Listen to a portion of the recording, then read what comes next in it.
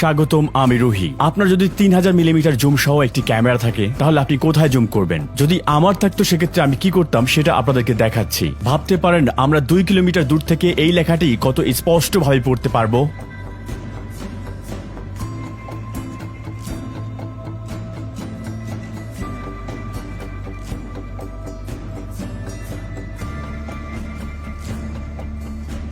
চার 4.5 কিলোমিটার অথবা 2.8 মাইল দূর থেকে আমরা কতটা স্পষ্টভাবে দেখতে পারি।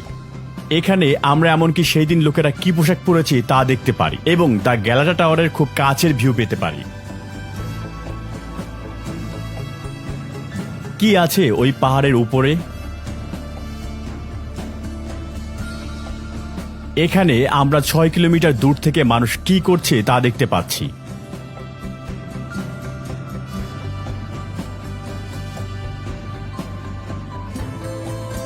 আমরা কি এক মহাদেশ থেকে অন্য মহাদেশে ঘটে থাকা জিনিসগুলো দেখতে পারি? এই ভিডিওতে আপনি এশিয়ান দিক থেকে ইস্তাম্বুলের ইউরোপীয় দিকটি দেখতে পাবেন।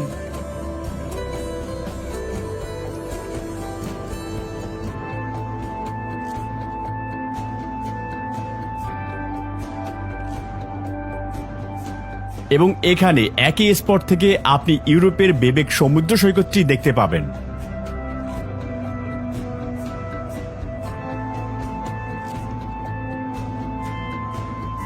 আমরা এই ভিডিওতে বিভিন্ন গ্রহ আপনাদেরকে জুম করে দেখাবো। এক দেশ থেকে আরেক দেশের ভিডিও করা কি মোটেও সম্ভব? এখানে দেখুন, তুরস্ক থেকে গিরিজ দেখা যাচ্ছে। ভালোভাবে দেখুন, আমরা এখান থেকে ঘরের জানালা, বারান্দা, বেগুনি ফুল এবং নৌকাও দেখতে পাচ্ছি। কেমন হবে যদি এক শহর থেকে আরেক শহর স্পষ্টভাবে দেখা যায়? আমরা এখন ইস্তাম্বুলের একটি দ্বীপে রয়েছি এবং আমাদের ক্যামেরা অন্য একটি শহর ইয়ালোবের দিকে তাক করা রয়েছে।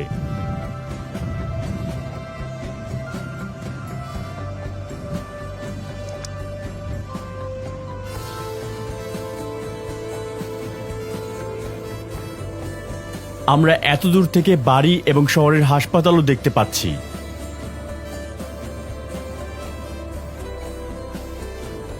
পৃথিবীর আকার গোলাকার হওয়ার কারণে নির্দিষ্ট দূরত্বের পরে আর দেখা সম্ভব হয় না। তাহলে প্রশ্ন হচ্ছে, স্পষ্টভাবে আমরা কত দূর পর্যন্ত দেখতে পারি? এই ভিডিওতে আমরা এক দ্বীপ থেকে পুরো উপসাগর পাড়ি দিয়ে ইয়ালোবার আর্মুটুল জেলার বিদ্যুৎ কেন্দ্রগুলো পর্যবেক্ষণ করেছি, যা প্রায় 38 কিলোমিটার দূরে রয়েছে। সুযোগ পেয়েছিলাম তাই আমি বিমানের ভিডিও করতেও ভুল করিনি। আমরা যদি স্থিরভাবে ভিডিও করতে পারতাম তাহলে হয়তো পাইলটকেও দেখতে পেতাম। কেমন হয় যদি আরো দূরে যাওয়া যায়, যেমন অন্য গ্রহে? স্কাই ভিউ নামে একটি অ্যাপ্লিকেশনের মাধ্যমে আমরা সোলার সিস্টেম, এমনকি চাইলে আমরা গ্যালাক্সিও দেখতে পারি। আমাদের ফোনের স্ক্রিনে সাদা সাদা ডট রয়েছে, আসলে এগুলো হলো আকাশের তারা। আপনি যদি এদিকটাতে ধরেন তাহলে স্ক্রিনে আপনি চাঁদের ছবি দেখতে পাবেন। দেখুন, চাঁদটি ঠিক একই জায়গায় রয়েছে। আপনি যদি ওই দিকে দেখেন তাহলে আপনি দেখতে পাবেন জুপিটার দেখা যাচ্ছে। আপনি যদি গভীরভাবে দেখেন তাহলে আপনি দেখতে পাবেন বিবর্ণ হলুদ বর্ণের কিছু একটা, আর এটাই হলো জুপিটার। এখানে আর কি কি আছে? আমাদের গ্যালাক্সি এবং অন্যান্য গ্যালাক্সি আরো অনেক কিছুই দেখতে পাচ্ছি। এখানে আপনি শনি গ্রহ দেখতে পাবেন, কিন্তু খালি চোখে এটা দেখা সম্ভব নয়। তবে খুব শীঘ্রই আমরা এই সমস্ত গ্রহগুলোকে জুম করব এবং চেষ্টা করব সবকিছু দেখার। মঙ্গল গ্রহকে বলা হয় লাল গ্রহ, কারণ এর পৃষ্ঠে চারপাশে আয়রন অক্সাইড রয়েছে। এই গ্রহের ঋতুগুলোর সাথে আমাদের পৃথিবীর অনেক বেশি মিল রয়েছে। আমরা এখন 55 কিলোমিটার দূর থেকে এটাকে দেখছি। চলুন এবার সৌরজগতের দৈত্য বৃহস্পতি গ্রহকে দেখা যাক। এটা এতটাই বড় যে এটা প্রায় 1320টি পৃথিবীর সমান। আমরা দেখতে পাচ্ছি 4টি স্যাটেলাইট প্রদক্ষিণ করছে। আপনি বৃহস্পতির যে পৃষ্ঠতল দেখছেন এটি কিন্তু সলিড নয়। কেউ কেউ এটিকে বলে থাকেন গ্যাসের দৈত্য।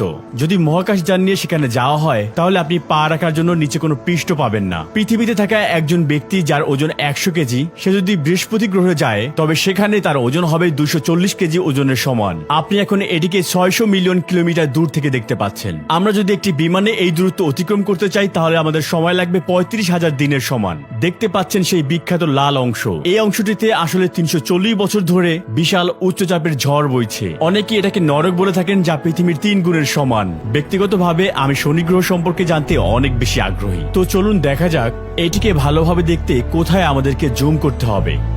এই তো শনি গ্রহ। চলুন এটার দিকে তাক করি, দেখা যাক।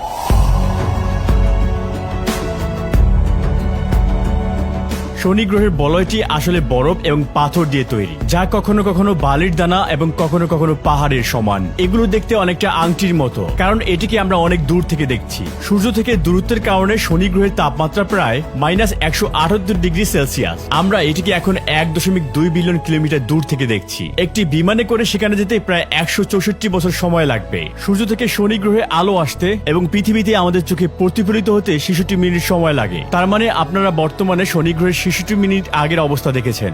বলা যায় টাইম ট্রাভেল করে ফেলেছেন। যদি শনি গ্রহ হঠাৎ করে অদৃশ্য হয়ে যায় তবে সেটা বুঝতে আমাদের 66 মিনিট সময় লাগবে। আমরা এখন চাঁদ দেখছি 3,84,400 কিলোমিটার দূর থেকে। চাঁদের পৃষ্ঠের এই গর্তগুলো উল্কা এবং ধূমকেতুর আঘাতে তৈরি হয়েছিল। চাঁদে প্রায় 5 লক্ষটি এরকম গর্ত রয়েছে। চাঁদের মধ্যাকর্ষণ শক্তি পৃথিবীর 6 ভাগের 1 ভাগ। তাই পৃথিবীর 60 কেজি ওজনের একজন ব্যক্তির ওজন চাঁদে মাত্র 10 কেজি ওজনের সমান। চাঁদের দিন এবং রাতের তাপমাত্রার মধ্যে বিশাল পার্থক্য রয়েছে, যেখানে দিনের তাপমাত্রা প্রায় 100°C। কিন্তু আপনি হয়তো শুনে অবাক হবেন যে রাতে চাঁদের ওই তাপমাত্রা হঠাৎ করেই -155°C পর্যন্ত নেমে আসে। মহাকাশ স্টেশন পৃথিবীর বাইরে একমাত্র মানব সৃষ্ট কাঠামো। কিভাবে আমরা এটার ভিডিও করতে পারি? চাঁদ এবং গ্রহের তুলনায় এটি খুবই ছোট আকারের। ট্রানজিট ফাইন্ডার নামে একটি ওয়েবসাইটে আপনি ঠিক কোথায় এবং কোন সময় এটি অতিক্রম করতে পারবেন তা দেখবেন।